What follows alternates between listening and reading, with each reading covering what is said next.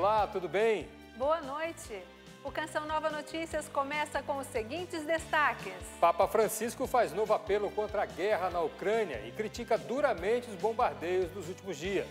Freira norte-americana com 83 anos é sequestrada e padre de Burkina Faso comenta a violência naquela região. Aqui no Brasil, o preço das passagens de avião pode continuar subindo por causa do preço elevado do petróleo. Câmara dos Deputados define que projeto de lei que combate as fake news deve ter urgência para ser votado. Agora é lei, motorista que deixar de pagar multa de trânsito pode ter o nome inscrito no SPC. Brasil bate recorde na produção de motocicletas, mas o setor ainda tem dificuldade para atender a demanda do mercado.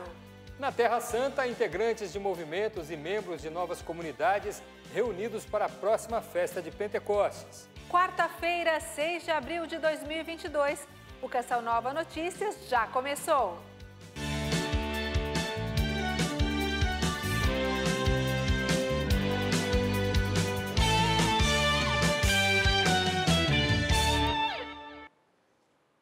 Boa noite. Na catequese de hoje, o Papa Francisco fez mais uma vez um apelo contra a guerra na Ucrânia e criticou duramente os bombardeios dos últimos dias. O Santo Padre também recordou a recente viagem apostólica a Malta e os sérios problemas enfrentados pela humanidade. O pontífice ressaltou a atitude dos malteses descrito no Atos dos Apóstolos, que acolheram a todos com rara humanidade. E este foi o lema escolhido por Francisco para a sua viagem, pois indica a via para tornar o mundo mais fraterno e a salvar do naufrágio que ameaça a todos nós que estamos no mesmo barco. O Papa Francisco apresentou a pequena ilha como lugar-chave em 3 aspectos. No aspecto geográfico, devido à sua posição no mar Mediterrâneo, entre a Europa, África e Ásia, representando a força dos pequenos, que seguem a lógica do respeito e da liberdade, em oposição à colonização dos mais poderosos, e afirmou que, após a Segunda Guerra Mundial, foram feitas tentativas para lançar as bases de uma nova história de paz. Mas, infelizmente, a velha história de grandes potências concorrentes continuou e completou. Na atual guerra na Ucrânia, estamos testemunhando a impotência da Organização das Nações Unidas. O segundo aspecto foi o da migração. Francisco recordou que no Centro de Acolhimento João 23 se encontrou com numerosos migrantes que desembarcaram na ilha. Segundo o Papa, o fenômeno migratório não pode ser reduzido a uma emergência. Ele é um sinal dos nossos tempos e que pode se tornar um sinal de conflito ou um sinal de paz. Depende de nós. Depende da nós. E, por fim, ressaltou o aspecto da evangelização, onde das 2 dioceses do país partiram muitos sacerdotes, religiosos e leigos que levaram o testemunho cristão ao mundo inteiro. É como se a passagem de São Paulo tivesse deixado a missão no DNA dos malteses, afirmou. Preocupado com a situação da guerra na Ucrânia, Papa Francisco, em seu apelo final, condenou o ataque a civis ocorrido em Bucha, a noroeste de Kiev, como um verdadeiro massacre, onde o sangue inocente das vítimas clama ou implora ao céu pelo fim da guerra. Francisco pediu para que silencie as armas que semeiam somente morte e destruição. Visivelmente comovido, após um momento de silêncio, Papa Francisco segurou uma bandeira proveniente de Bucha e recordou a todos que a bandeira vem da guerra de uma cidade maltratada. E logo após, recebeu algumas crianças ucranianas presentes e recordou: essas crianças tiveram que fugir e chegar em terra estrangeira. Este é um dos frutos da guerra. Não nos esqueçamos delas e não nos esqueçamos do povo ucraniano. Não dimentichiamoli e não dimentichiamo il popolo ucraino. O Papa Francisco, através de um gesto repleto de ternura, presenteou as crianças com ovos de Páscoa e, ao concluir, convidou a todos os fiéis a viverem a Semana Santa com intensa participação no mistério do amor redentor, que nela será lembrado. Com intensa partecipação no mistério do amor redentor, que nessa verrà ricordato. E na África, missionários estão sendo sequestrados e a população enfrenta dificuldade para viver a fé. Nós vamos agora a São Paulo conversar com Rodrigo Luiz, porque ele tem mais informações sobre esse assunto. Boa noite, Rodrigo. Boa noite, Adriana Pereira. Boa noite a todos que nos acompanham. Olha, o caso que a gente mostra aconteceu em Burkina Faso. E nossa equipe conversou com um padre daquele país que mora aqui em São Paulo. Ele comentou o sequestro de uma freira norte-americana. A irmã Suelen Tennyson, de 83 anos, faz parte da Congregação das Marianitas de Santa Cruz e serve a Diocese de Caia desde 2014. Em comunicado divulgado, o bispo de Caia, Dom Teófilo Inari, informou que homens armados invadiram a comunidade de freiras na paróquia de Algo e levaram a irmã. Somos convidados a entrar em oração para que a irmã seja encontrada com saúde e rezar também pela comunidade e por todo o Burkina Faso. Burkina Faso enfrenta uma onda de violência desenfreada com a proliferação de grupos extremistas. Nas últimas 2 semanas, cerca de 80 pessoas morreram, tanto civis quanto militares. Há mais ou menos um mês, um seminário menor foi também atingido pelo terrorismo na Diocese de Fadam Gourma, em Burkina Faso. E já tivemos também religiosas, padres, sacerdotes que foram sequestrados e até agora ainda não foram encontrados. O Departamento de Estado disse em comunicado que está ciente dos relatos de um cidadão americano desaparecido em Burkina Faso e que está monitorando a situação. Situação que a gente deve sempre lembrar em nossas orações. Você já ouviu falar no termo famílias acolhedoras? São pais que acolhem de forma temporária crianças que estão com a guarda sendo discutida na justiça. Nossa equipe mostra como este programa funciona. O brilho no olhar de Mauro e Sandra ao cuidarem desta bebê de 2 meses é nítido. A menina não é filha nem neta do casal. Há 4 anos, eles decidiram que queriam fazer algo para ajudar crianças. Conheceram o projeto Famílias Acolhedoras, na Fundação Nossa Senhora Auxiliadora do Ipiranga, e decidiram fazer parte. Quando ele chegou em casa, ele chegou assim, falando tanto que brilhava o olho dele, né? Eu falei, olha, põe o nosso nome lá e vamos dar o passo. E vamos ver o que Deus quer. E foi assim. Foi, né, nesse dar o passo que a gente conheceu o projeto. O projeto é uma iniciativa pública criada desde 2009 no Brasil para trazer um lar provisório a crianças que estão com sua guarda sendo discutida na justiça. Quando a decisão do juiz sai, a família acolhedora entrega o menor aos seus pais biológicos ou aos novos pais adotivos. Geralmente, a ligação entre essas famílias que acolhem e as crianças é feita por uma instituição. O Instituto Fazendo História é um desses locais. É muito importante que a gente faça um processo muito cuidadoso de preparação das famílias acolhedoras. Esse processo ele dura em torno de 6 meses. Eles vêm visitar a nossa casa, vêm olhar como que é o ambiente da casa, vêm conversar com os meus filhos que moram na casa, para saber se todos estão de acordo.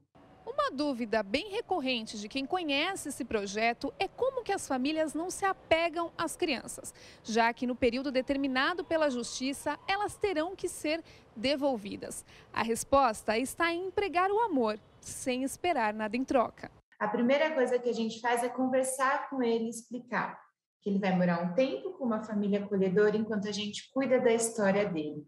E durante todo o acolhimento, a gente faz um trabalho com as crianças para prepará-las para a despedida. Então, eu acho que é por isso que dá tão certo. Eu acho que o mais bonito desse projeto é o amor. O amor que você sabe que depois que ela for, não importa se ela vai lembrar ou não da gente. O importante para nós foi poder servi-la, dar aquilo que Deus pede tanto para a gente fazer, que é amar, né?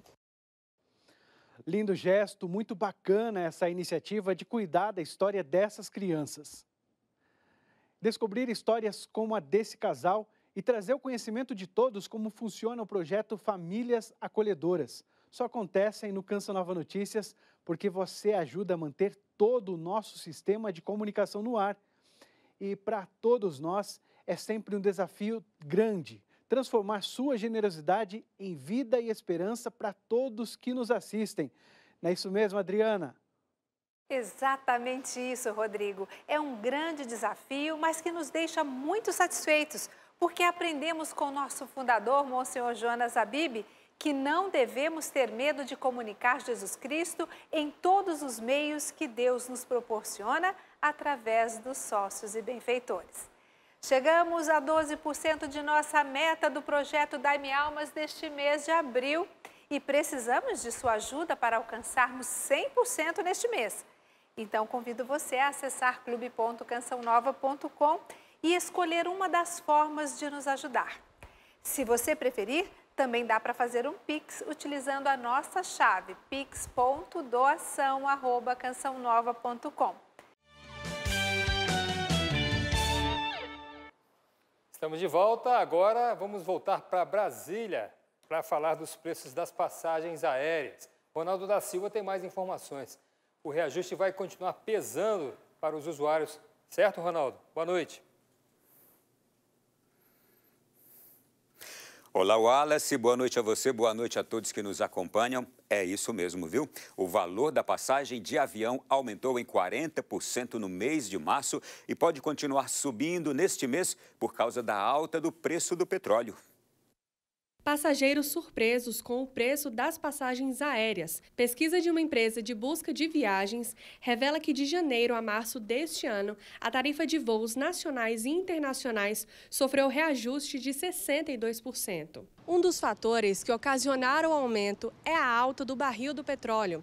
O conflito entre a Rússia e a Ucrânia tem afetado um dos principais insumos do setor, o querosene de aviação. O especialista explica que a alta também foi impulsionada pelo dólar e pelo crescimento do preço do titânio, material usado na fabricação das peças de aeronaves, mas ainda assim dá destaque ao combustível.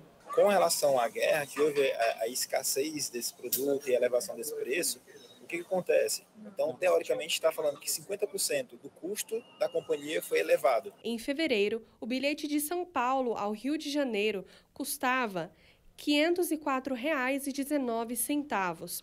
Com a alta de 19% em março, o preço passou para R$ 598,99. Para Recife, o aumento foi maior, de 40%, ou seja, antes custava R$ 559,82 e depois subiu para R$ 783,57. Para quem pretende viajar nos próximos meses, o especialista dá uma dica. Não é o momento de você comprar de forma muito antecipada, porque se você comprar de forma antecipada, talvez o preço que você está pagando é por algo que ainda nem tem a previsão. Acho que o melhor momento não é esse para comprar.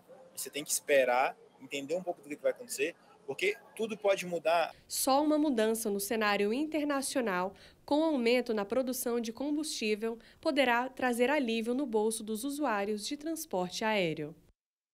O preço dos aluguéis de imóveis também subiu em 0,81% em 4 das principais capitais do Brasil: São Paulo, Rio de Janeiro, Belo Horizonte e Porto Alegre.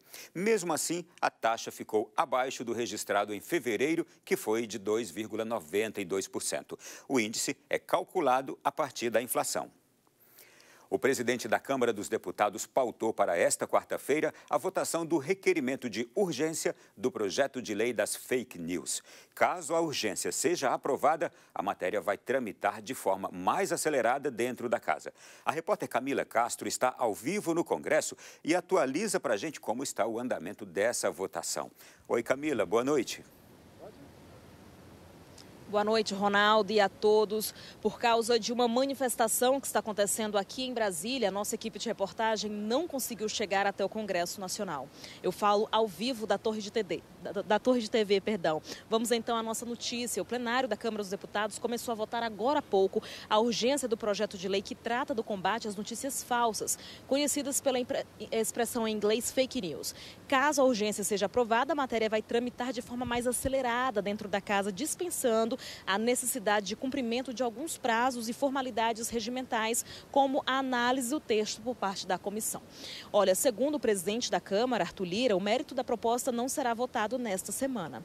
E olha, mais um dia de indefinição no processo de escolha de novos nomes para indicar a presidência e o conselho da Petrobras. O vice-presidente Hamilton Mourão falou nesta quarta-feira que há dificuldades para conseguir um nome.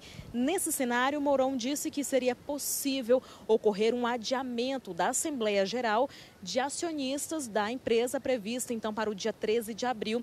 até que surja um novo indicado. Lembrando que 13 de abril é a data máxima para o presidente Jair Bolsonaro conseguir, então, esses novos nomes.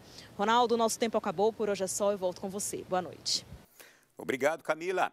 E o presidente Jair Bolsonaro vetou o projeto de lei complementar que tem como proposta o repasse de 3 bilhões de reais do Fundo Nacional de Cultura para o fomento de atividades e produções culturais em virtude dos efeitos causados pela pandemia. O veto agora passa a ser analisado pelo Congresso Nacional em uma data que ainda não foi definida. Os deputados e senadores podem mantê-lo, concordando com a decisão do presidente, ou derrubá-lo. Caso seja derrubado, o projeto deve ser promulgado e virar uma nova lei. Por hoje é só. Desejo a todos uma boa noite. Wallace, volto com você. Estamos de volta e com um dado interessante. Os 2 primeiros meses do ano foram de produção recorde de motocicletas no Brasil. O volume é superior ao mesmo período do ano passado. Wallace, mas mesmo assim é insuficiente para atender a crescente busca por este meio de transporte. Para conseguir comprar uma moto nova, é preciso ter paciência.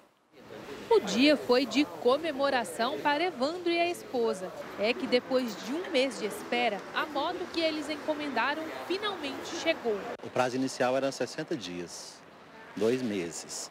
E por ela ser uma moto assim, que estava com a produção, assim, a produção dela estava mais avançada pelo que foi me passado, né? Essa chegada antecipada deve ser mesmo motivo de comemoração, pois o tempo de espera para comprar um veículo novo tem sido longo. O modelo que Milton quer deve chegar nos próximos dias, mas a espera dele são de muitos meses. Na realidade, já havia uma fila de espera com a expectativa de 3 meses, no entanto, com férias coletivas, essa questão de pandemia, eles estão entregando agora, né, com 7 meses. Os últimos anos foram de crescimento para o setor e desde o início da pandemia isso se intensificou. Só que também por causa dela, a produção teve uma queda. Primeiro foi realmente a falta de componentes e a parada que as fábricas tiveram, né?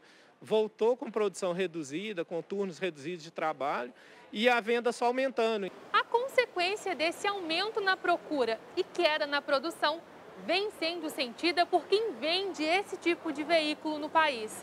Nesse grupo, por exemplo, para um cliente sair com uma moto nova, ele precisa esperar cerca de 4 meses. Com a volta da fábrica, a produção normal, né? Está normalizada a produção em Manaus, a tendência é que essa fila vai sempre diminuindo, né? Só nos 2 primeiros meses de 2022, mais de 190 mil motocicletas foram produzidas no Polo Industrial de Manaus, volume 70% superior ao mesmo período do ano passado. Segundo a Abracico, Associação Brasileira dos Fabricantes do Setor de Motocicletas, a expectativa é que neste ano sejam produzidas aproximadamente 1.300.000 novas unidades no Brasil. Números que devem ajudar a equilibrar a oferta do produto. E agora vamos voltar à capital paulista para conversar com Rodrigo Luiz, porque a vida dos motoristas que costumam burlar a lei e não pagar multas de trânsito pode se complicar. É isso mesmo, Rodrigo? Adriana, é isso mesmo. E a situação vai ficar mais difícil para os infratores de trânsito que costumam não dar a mínima para as multas que recebem. E é bom prestar atenção nessa reportagem, porque além de não conseguir licenciar o carro, o motorista também pode ter o nome incluído na lista do SPC, o Serviço de Proteção ao Crédito. Confira na reportagem de Sidney Fernandes. Basta um descuido no trânsito que as multas chegam. Já levou alguma multa algum dia? Já, foi velocidade. Dependendo da infração, os valores vão de R$ 88 a R$ 293, além do risco de ter a carteira de habilitação suspensa ao atingir 40 pontos. E teve alguma situação que o senhor acabou atrasando a multa, não? O Sim. pagamento da multa? Acho que uma vez só. Implicou só na multa da multa. Só em São Paulo, as infrações de competência do Detran, como atraso na transferência do veículo ou dirigir manuseando o celular, geraram mais de 1,5 milhão de multas em 2021. Como qualquer outro débito, a pessoa que não paga multas de trânsito pode se tornar inadimplente e ter o nome incluído no Serviço de Proteção ao Crédito. Além disso, gera outras implicações, como a inclusão do nome na dívida ativa da União, que é um cadastro de devedores do governo, além de não conseguir vender nem licenciar o veículo. Chegou no período de licenciamento e o condutor não fez o licenciamento do seu veículo, a partir daí ele corre o risco não só de ter o veículo apreendido, mas também de todos aqueles débitos que estão acumulados no veículo irem para diversos tipos de cobranças de cada tipo de órgão. A partir do momento em que a infração foi registrada, os órgãos competentes têm até 30 dias para notificar o motorista. Fora deste prazo, as multas podem ser anuladas. Já a cobrança não tem prazo estipulado. Uma vez que a notificação de autuação foi expedida de forma regular, a notificação de imposição de multa não tem prazo para ser emitida. Então, a gente considera o prazo de 5 anos, que é o prazo que que os órgãos têm para poder estar exigindo esse tributo. Caso o motorista considere injusta a penalidade, cabe recursos. Todos os órgãos autuadores têm as juntas que analisam esses recursos, as famosas JARes no âmbito do município. Faz 7 anos que eu não tomo nenhuma outra multa. E outra infração muito comum, de acordo com o Detran de São Paulo, é a não utilização do cinto de segurança no banco traseiro. Essa conduta fez com que o órgão aplicasse 40 mil multas a condutores que não usavam o item de segurança de janeiro a março deste ano. Uma última informação, também vai passar a pesar mais no bolso agora a conta de luz para quem mora no estado de São Paulo. A ANEEL, a Agência Nacional de Energia Elétrica, autorizou um reajuste de 13,8% nas contas de luz dos paulistas. As novas taxas de cobrança já entram em vigor esta semana, a partir de sexta-feira.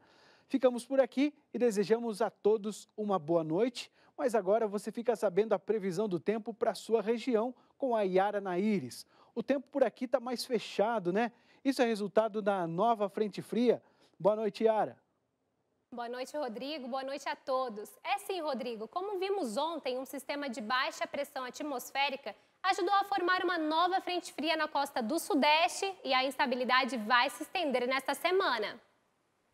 O Rio de Janeiro foi o estado mais afetado pela frente fria, causando chuva em vários momentos na região serrana, Costa Verde e Grande Rio. A previsão para amanhã ainda é de chuva de fraca a moderada intensidade, devido aos períodos de abertura de sol. A sensação de tempo abafado será sentida nos 4 estados. A chuva vem de forma isolada, só os mineiros do norte do estado que terão um dia ensolarado com máxima de 31 graus em Belo Horizonte. Nas demais capitais, as temperaturas ficarão entre 17 e 28 graus. Em São Paulo, 21 e 29 graus no Rio de Janeiro, 22 e 30 graus em Vitória. E falando em sol, temos acompanhado mais áreas com o tempo aberto. Nessas regiões, a chuva vai ser passageira e o sol vai predominar e deixar o dia mais quente, como no centro-oeste, principalmente no centro-sul do Mato Grosso, em Goiás e centro-norte do Mato Grosso do Sul. Também no norte de Minas Gerais e no interior do território nordestino, passando pelo Piauí, Pernambuco até a Bahia. No sul, aumenta o risco de temporais devido à passagem de uma frente fria no oceano próximo ao Rio Grande do Sul, o que deixa o tempo carregado na região. Chuva em vários momentos nos 3 estados, com mínimas que atingem os 17 graus. Em Porto Alegre, 21, em Florianópolis e 17 graus em Curitiba. Volto com vocês aqui no estúdio, Wallace e Adriana. Depois de uma queda por causa da pandemia, a oferta de vagas de estágio voltou a crescer. O momento é uma boa oportunidade para quem deseja começar a vida profissional. Júlia é estudante de nutrição e agora estagiária. Está ansiosa para colocar em prática tudo o que aprende na sala de aula e adquirir experiência. E você está lá atuando na área, não assim de frente, mas você está com certeza pegando boa experiência para quando você começar a entrar sozinho no mercado de trabalho, você já tem um bom norte. Já o Vitor busca a tão desejada oportunidade. Perto de se formar, ele reconhece a importância de um estágio para a carreira profissional. O estágio é um momento importante, né, na vida do estudante, porque ele consegue conciliar a parte teórica com a prática. O momento é uma ótima oportunidade para quem vem buscando a tão sonhada vaga. Segundo um levantamento do Núcleo Brasileiro de Estágios, no primeiro trimestre deste ano serão abertas mais de 50 mil oportunidades para estudantes de todo o país. O maior número até hoje, representando um aumento de 18,2% se comparado ao mesmo período de 2021. Nessa empresa de tecnologia, a expectativa era abrir 30 vagas de estágio por ano, o que valoriza o investimento em programas de contratação. Que ele não venha para sair do estagiário para virar suporte, né? Então ele já vai entrar analista, ele já vai entrar consultor. Então a intenção da gente investir tanto tempo, desenvolvimento e até dinheiro para trazer essas pessoas que a gente acredita que está apto para isso, é para isso. Eu já estou criando um programa de carreira, um plano de carreira na minha organização, em que o estágio vai ser a porta de entrada. Foi esse o caminho do Lucas, que há 3 meses foi efetivado na empresa em que fazia estágio. Gratificante, né? A gente começa estudando, a gente tem uma expectativa muito grande, tem uma ansiedade, né, já de ingressar na área. Outra parte fundamental também é sempre buscar conhecimento, ficar atento ao mercado, às novidades que vem acontecendo, né? No estudo remoto, pais e alunos tiveram que se desdobrar para dar sequência ao aprendizado. Agora, no formato presencial, diversos são os desafios dos profissionais para suprir a defasagem no ensino. 2 meses após a volta das aulas presenciais, muitos alunos apresentaram dificuldades. O reforço escolar tem sido a solução encontrada. É uma necessidade que ela precisa ser constante, até porque a aprendizagem ela tem várias frentes, eu aprendo de diversas maneiras. Entendendo isso, eu sempre tenho que encontrar mecanismos de dar reforço para um aluno, seja na escola ou em casa. O Arthur já sente a diferença. Me ajudar a estudar na escola, a fazer matemática mais boa, ajudou um monte de coisa. Na opinião dos pais, os professores se tornam fundamentais nessa retomada, ao acompanhar de perto cada aluno. Na sala de aula é um professor para atender várias crianças, né? Na aula remota também não é muito diferente. Porém, quando você tem um professor dedicado, você percebe a diferença no aprendizado da criança. Pesquisa feita com pais e responsáveis por alunos de todo o Brasil aponta que cerca de 76% das crianças precisam de mais atenção das escolas durante o ano letivo. 60% necessitam de reforços em português, matemática, ciências e história. Um dado positivo, 88% dos alunos ficaram otimistas com a volta presencial às aulas. Quando eu estou distante da sala de aula, eu estou em casa é o espaço que eu tenho para descansar. A escola é o espaço que eu vou para estudar e brincar também. No entanto, quando eu fico em casa, a mistura desses espaços fazem com que eu não entenda exatamente aquilo que eu estou fazendo. Vamos supor, não define, não gera o hábito, porque eu estou distante da sala de aula.